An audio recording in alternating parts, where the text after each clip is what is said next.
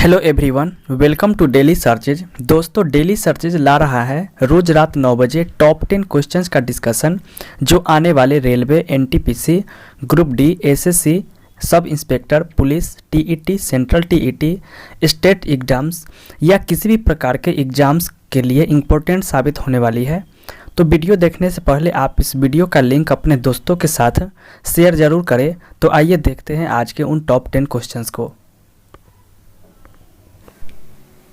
दोस्तों, पहला क्वेश्चन है, अब तक कितनी बार दिल्ली दरबार का आयोजन किया गया है? दोस्तों, अब तक 3 बार दिल्ली दरबार का आयोजन किया गया है। पहली बार किया गया था 1877 ईस्वी में लॉर्ड लिटन के समय में किया गया था। और उस समय क्यों किया गया था? तो ये महारानी विक्टोरिया को केसर ए हिंद के उपाधि से सम्मानित किया गया था, यही 1 जनवरी 1877 को। और इसी समय बंगाल में एक बहुत बड़ा अकाल पड़ा था और उसी समय ये फर्स्ट बार 1877 में दिया गया था, दिल्ली दरबार का आयोजन किया गया था और इसमें महारानी विक्टोरिया को केसर ए हिंद की उपाधि से सम्मानित किया गया था।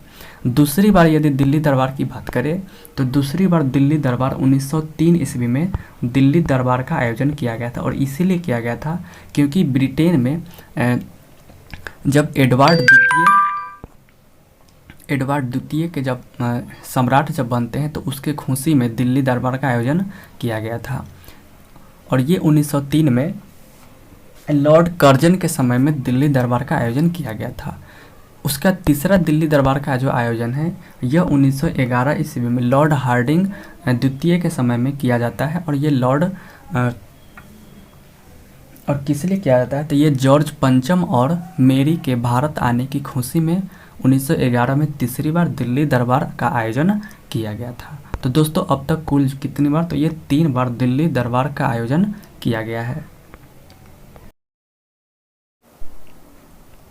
दोस्तों, अगला क्वेश्चन है, किस अखबार या पत्रिका को प्रतिबंधित करने के उद्देश्य से 1878 ईस्वी में वर्नाक्यूलर प्रेस एक्ट पारित किया गया था?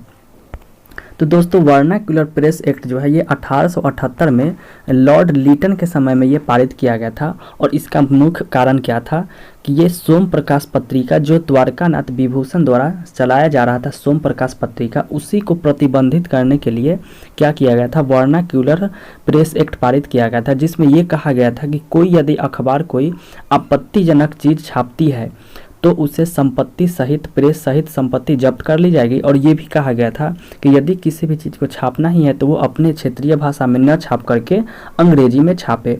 तो इसी से बचने के लिए एक शिशिर कुमार घोष द्वारा अमृत बाजार पत्रिका चलाया जा रहा था। वही वर्नाक्यूलर प्रेस एक्ट से बचने के लिए अमृत बाजार पत्रिका जो है ये रातों रात क्या कर दिया गया था? ये अंग्रेजी में छापना शुरू कर दिया गया था। तो ये सोम प्रकाश को प्रतिबंधित करने के लिए ही वर्नाक्यूलर प्रेस एक्ट लाया गया था। उसका बॉम्बे टाइम्स की यदि बात करें तो दोस्तों, बॉम्बे टाइम्स ये समाचार पत्र, इसकी स्थापना 1838 ईस्वी में होती है, 1838 ईस्वी में। और 23 साल बाद यानी 1861 ईस्वी में इसका बॉम्बे टाइम्स का नाम बदल करके द टाइम्स ऑफ इंडिया कर दिया जाता है। नेक्स्ट है मद्रास मेल की यदि बात करें तो मद्रास मेल जो है यह भारत का पहला शांत समाचार पत्र मद्रास मेल है। तो दोस्तों, इसका आंसर हो जाएगा कि ये सोम प्रकाश को प्रतिबंधित करने के लिए वर्नाक्यूलर प्रेस एक्ट 1878 में पारित किया गया था, ये लॉर्ड लिटन के समय में। नेक्स्ट है, विवेकानंद योग विश्वविद्यालय का उद्घाटन कहाँ किया गया है? तो दोस्तों, विवेकानंद योग विश्वविद्यालय का उद्घाटन ये अमेरिका में किया गया है। विवेकानंद जी का जन्म 1863 में होती है और उनका मृत्यु 1902 ईस्वी में हो जाती है। ये 1893 में शिकागो के धर्म सम्मेलन में भाग लेते हैं। इनको तूफानी हिंदू के नाम से भी जाना जाता है। यदि विश्व का पहला योग विश्वविद्यालय की बात करें तो विश्व का पहला योग विश्वविद्यालय ये बिहार के मुंगेर में स्थापित किया गया है। नेक्स्ट है, डीडीटी हमारे शरीर में कहाँ संचित रहता है? तो दोस्तों, डीडीटी जो है हमारे शरीर में, यदि डीडीटी की हम बात करें तो डीडीटी का पूरा नाम डाइक्लोरो डाइफिनाइल ट्राइक्लोरो इथेन होती है और इसके आविष्कारक डॉक्टर पॉल मूलर है। दोस्तों, ये डीडीटी जो है हमारे शरीर में वसा में संचित होती है। किसमें? वसा में संचित होती है। और वसा की यदि हम बात करें तो वसा जो है सामान्यतः 20 डिग्री सी पर ठोस अवस्था में होती है और वसा का संश्लेषण माइटोकॉन्ड्रिया में होता है और माइटोकॉन्ड्रिया को हम लोग कोशिका का पावर हाउस कहते हैं। दोस्तों रक्त एक तरल संयोजी ऊतक है, हड्डी में फास्फोरस पाई जाती है और प्रोटीन की कमी से बच्चों में क्वाशियोरकर रोग होती है, क्वाशियोरकर रोग होती है प्रोटीन की कमी से।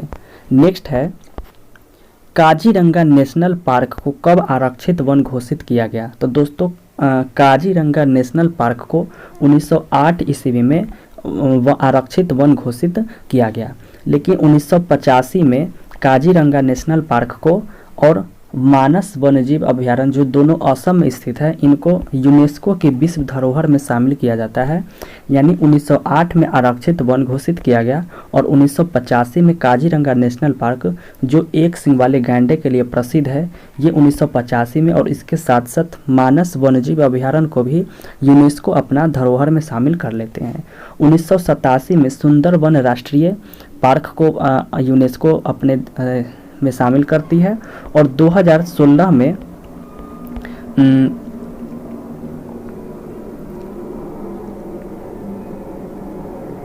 कंचनजंगा राष्ट्रीय पार्क जो सिक्किम में वो उसे यूनेस्को अपने स्थल में शामिल करती है।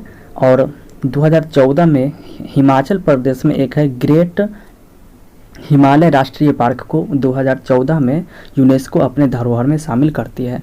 तो दोस्तों इसका आंसर हो जाएगा कि काजीरंगा नेशनल पार्क को 1908 ईस्वी में आरक्षित वन घोषित किया गया और यूनेस्को में शामिल किया गया 1985 को। नेक्स्ट है किस अनुच्छेद के तहत गो हत्या पर प्रतिबंध लगाया गया है? तो दोस्तों आर्टिकल 48 में कहा गया है, 48 में कृषि एवं पशुपालन का चर्चा किया गया है, अनुच्छेद 48, और ये आपका नीति निर्देशक तत्व में आता ही है। और ये नीति निर्देशक तत्व जो है ये भाग 4 के 36 से अनुच्छेद 36 से 51 तक में आती है नीति निर्देशक तत्व, और उसी में भाग 48 में कहा गया है कृषि एवं पशुपालन का चर्चा किया गया और इसी में गो हत्या पर प्रतिबंध लगाया गया है अनुच्छेद 48 के तहत। दोस्तों अनुच्छेद 44 ये समान सिविल संहिता है। अनुच्छेद 40 ये ग्राम पंचायतों का संगठन का चर्चा किया गया है और अनुच्छेद 51 में अंतर्राष्ट्रीय शांति और सुरक्षा का चर्चा किया गया है। तो दोस्तों इसका आंसर हो जाएगा कि गो हत्या पर प्रतिबंध जो है आर्टिकल 48 के तहत लगाया गया है, इसी में कृषि और पशुपालन का चर्चा किया गया है। नेक्स्ट है फाओ का मुख्यालय कहाँ है? तो दोस्तों फाओ की स्थापना होती है 16 अक्टूबर 1945 ईस्वी को फाओ का स्थापना होती है और इसका मुख्यालय रोम में स्थित है। फाओ का मुख्यालय दोस्तों जिनेवा में अंतर्राष्ट्रीय श्रम संगठन का मुख्यालय WHO world health organisation, WTO world trade organisation, विश्व व्यापार संगठन, विश्व मौसम स्वास्थ्य संगठन, इस सब का मुख्यालय जिनेवा में है। वियना की बात करें तो CTBT अंतर्राष्ट्रीय परमाणु ऊर्जा अभिकरण का मुख्यालय वियना में है। और बर्न ये सार्वभौमिक डाक संघ जो 9 अक्टूबर की स्थापना हुई थी शायद 1874 में, और इसीलिए 9 अक्टूबर को सार्वभौमिक डाक दिवस मनाया जाता है। तो इसका आंसर हो जाएगा फाओ का मुख्यालय कहाँ है? तो ये रोम में स्थित है। नेक्स्ट है स्मॉल इज ब्यूटीफुल पुस्तक के लेखक कौन है? तो दोस्तों स्मॉल इज ब्यूटीफुल पुस्तक के लेखक EF सुमाकर है। कौन है? EF सुमाकर है। यदि अरुंधति राय की बात करें तो गॉड्स ऑफ स्मॉल थिंग्स के लेखक अरुंधति राय। MF हुसैन तो ये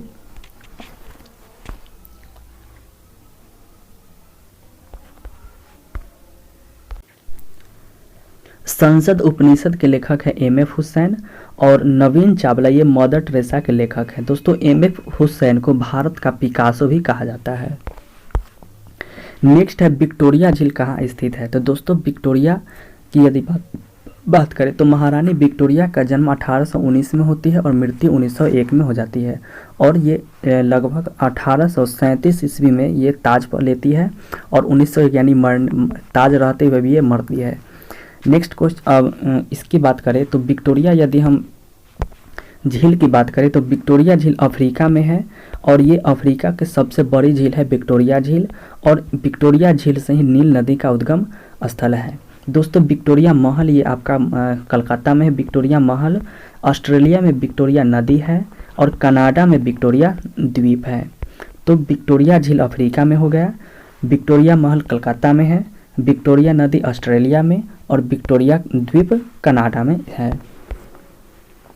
नेक्स्ट और लास्ट क्वेश्चन है कि दूध गंगा नदी किसकी सहायक नदी है। तो दोस्तों दूध गंगा नदी जो है ये कृष्णा की सहायक नदी है, दूध गंगा नदी। तो दोस्तों आई होप कि ये वीडियो आप लोगों को पसंद आया होगा। तो प्लीज़ इस वीडियो को लाइक करें, शेयर करें और इस चैनल को सब्सक्राइब जरूर करें। धन्यवाद।